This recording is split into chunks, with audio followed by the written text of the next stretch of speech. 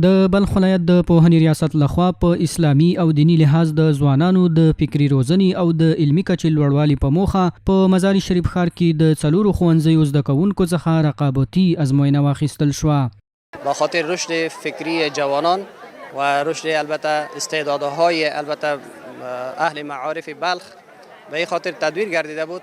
ما الحمدلله با کمک ریاست معارف ولایت بلخ و همچنان معارف شهری ولایت بلخ و جمعی اساتیدی که البته با ما همکار هستند این برنامه را پیش رو گرفتیم. در این پروسه امتحانی که به نام کتاب حق المبین بود و شناخت و معرفی خوارج بود، به خاطر از اینکه اذهان شاگردان روشن شود، در این پروسه 4 مکتب اشتراک کرده بودند و ما الحمدلله از این پروسه راضی هستیم. نظارت درست صورت گرفت و کاملا شفاف بود ان شاء الله. همدارنګه د ازموینې شمیر ګډونوالو دا رنګه پروګرامونه ګټور وښودل. زیاته کړه چې په دې سره به ډیر هغه څه ترلاسه کړي چې د زده کوونکو حقیقي اصلاح او روزنه کوي.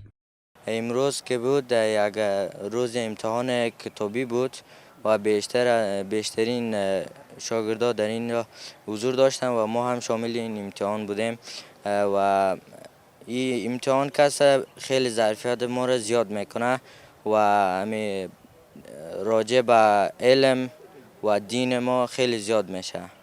به خاطر این برنامه که ذهن انسان را رشد نموده و انسان را به جاهای بلندتر میرساند. د یادونې وړ ده په دغه ازموینه کې به 14 هغه کسان په ډالیو ونازول شي چې په دغه پروسه کې لوړې نمرې ترلاسه کړي.